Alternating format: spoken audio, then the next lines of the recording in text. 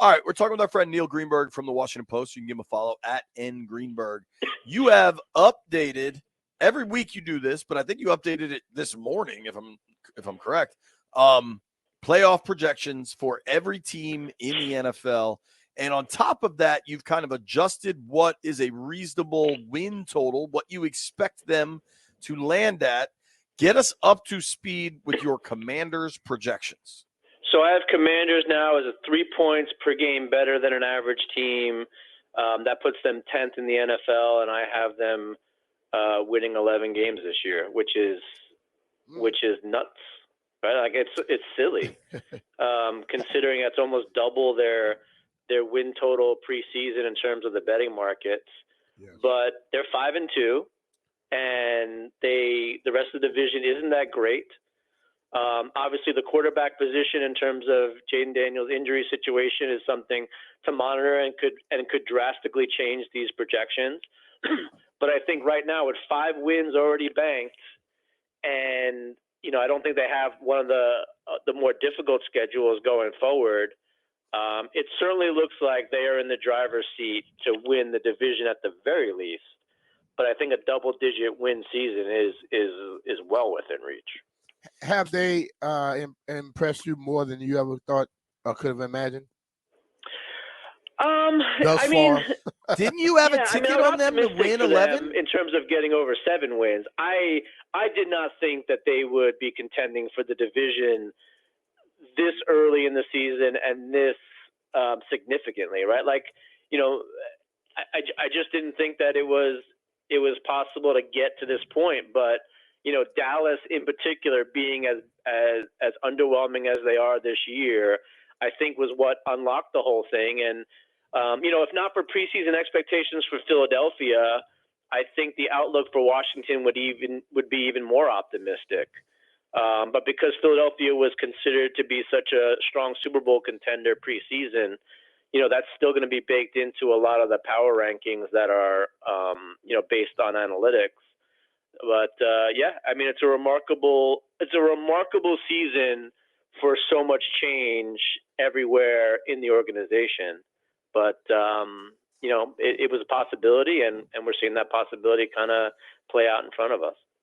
Do I recall correctly? Didn't you have a little cash, a little ticket on like an alt win total for Washington? I did, at like 9.5 12 wins, or something.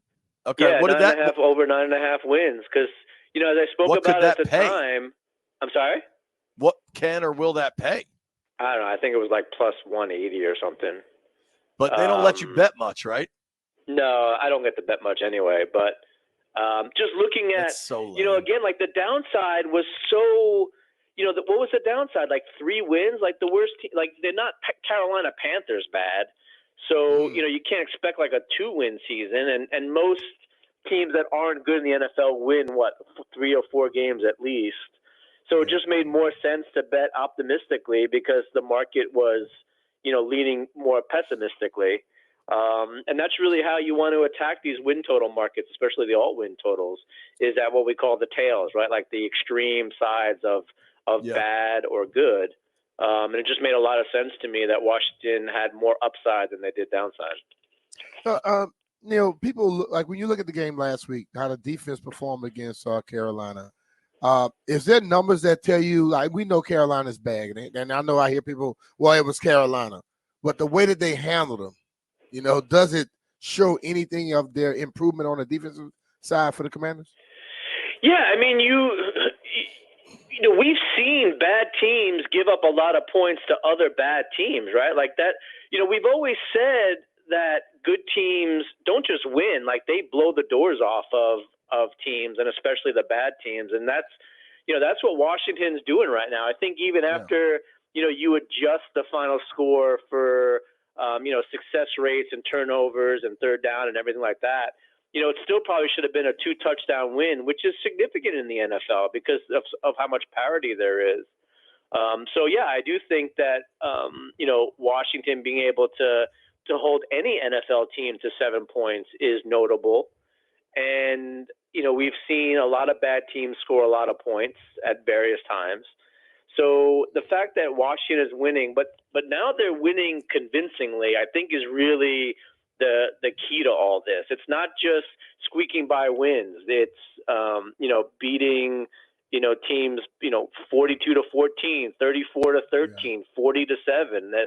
And only losing to a team like Baltimore by 7, which they might have been able to win that game, is kind of where we're at there. So yeah, pour on the points. Prevent the other team from doing much of anything, even if they're bad teams. That's what the NFL is all about. All right, so Greenberg's metrics now have them as an 11-win team, 84% to make the playoffs, 54% to win the division, a 14% chance of being the 1 seed, which means a bye, even a 5% chance of winning the Super Bowl, which is pretty damn remarkable. Shout out to Akeem. I would take it. Akeem Smith in the chat did remind me of something. BMitch has said if they win 11 games that you'll wear a tutu and pom-poms. Whoa. Hey, I'm just saying, neither of us had thought about that in a very long time. Did I say that? Yeah, you did. Oh, Lord. Just you got to find that, Jeff. If y'all don't find it, I didn't say it. Just you need a receipt on that one. If y'all don't find it, I didn't say it. Just something to keep in mind. Man, God, you got a damn sense of humor, don't you? I wonder if I can put a tutu emoticon in the actual projections thing. I'll have to talk to my graphic guy about that. But Greenberg, last week we found ourselves at a statistical crossroads, perhaps. Yeah, where you're telling us how much positive momentum the Commanders have, but you had them 18th in your power rankings. Yeah, but again, my power rankings they're not linear, right? Like that's the important thing to keep in mind. Like they're not linear. So like the difference between let's say 13th and 18th could be pretty small. And these obviously get adjusted. They get adjusted based on who you beat, by how much you beat, how much your opponents get beaten by who and by how much, and what the future looks like and everything. And we kind of phase out older results, and we look more towards what's going on in the present and what we think is going to happen. So yeah, I mean, this is as I said earlier, it's not an exact science. There's some art to it. How much do you phase out the preseason and when? These are all questions the analytic community has been talking about for a while, because everyone does it differently. But yeah, I think now, the projections have caught up with the perception of reality. You have Kansas City at the top, you have Detroit near the top, you have Carolina and New England near the bottom, and then, you have Washington in the top third. The only metric I'm concerned about now is the Bears as also a top 10 team. They've also been winning, but their strength of schedule is a little bit soft. So I'm curious to see how that shakes out.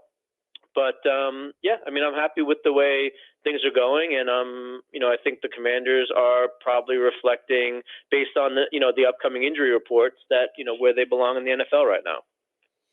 All right. Speaking of the upcoming injury reports, we obviously have this Jayden Daniels rib situation.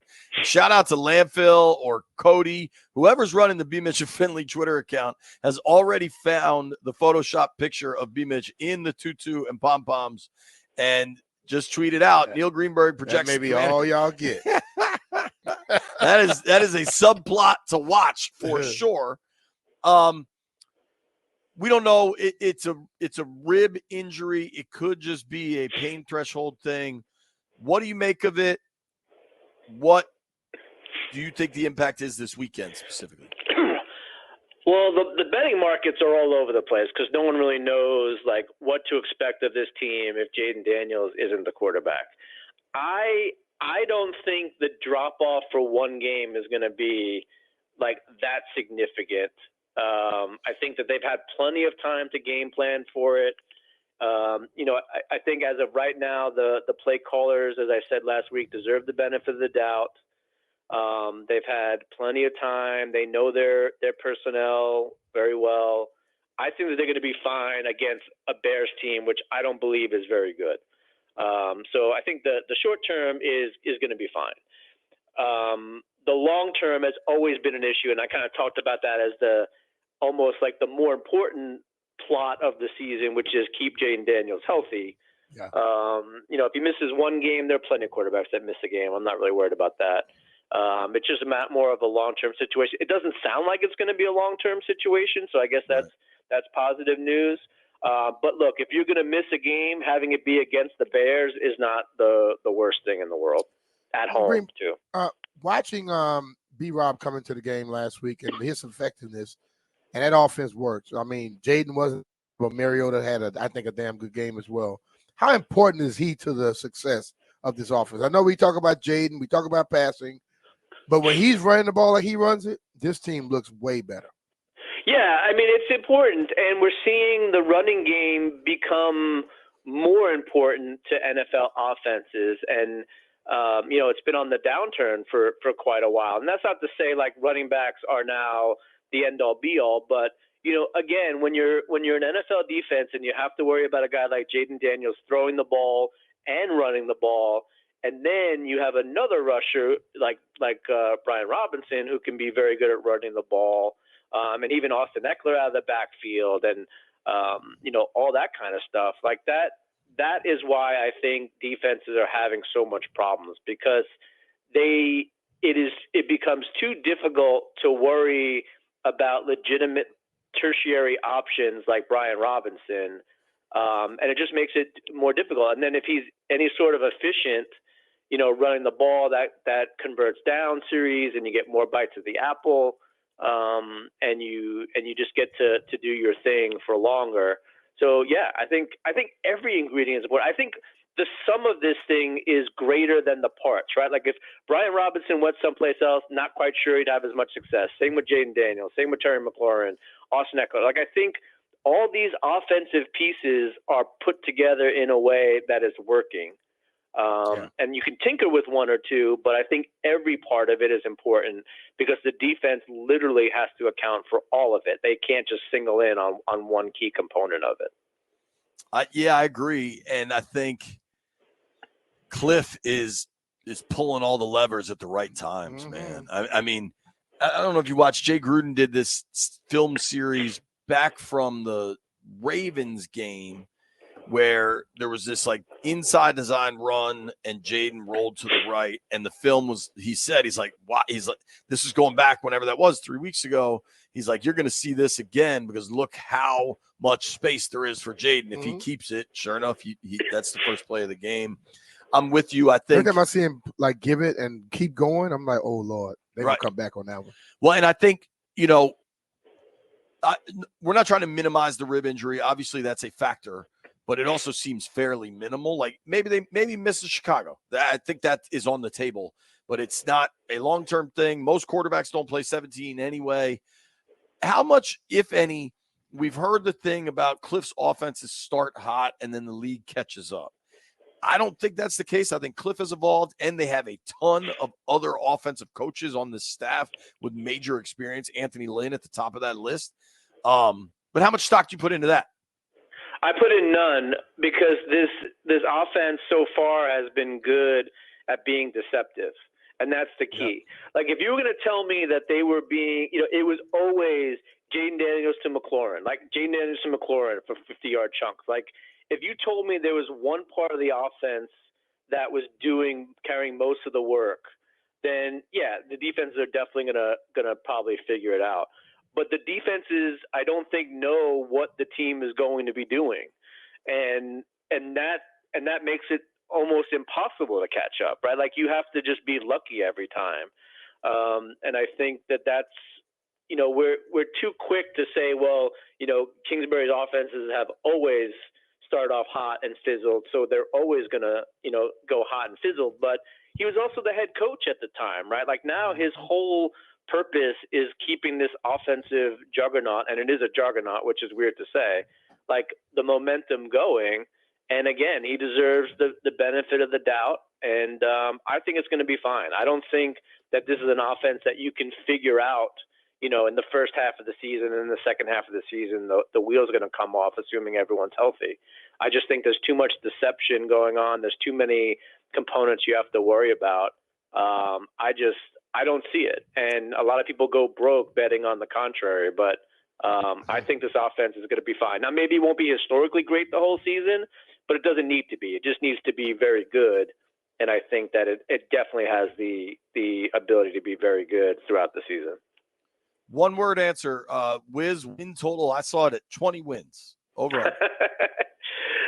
I don't bet over on teams that don't want to win. Now, they may not say they don't want to win. They may not say that they're trying to lose, but it makes no sense for the Wizards to be competitive in any way, shape, or form, because all that does is hurt their future. So I just never bet the over on teams that have no interest in winning. Great hit. Very bad at a one-word answer. Thank you for your time.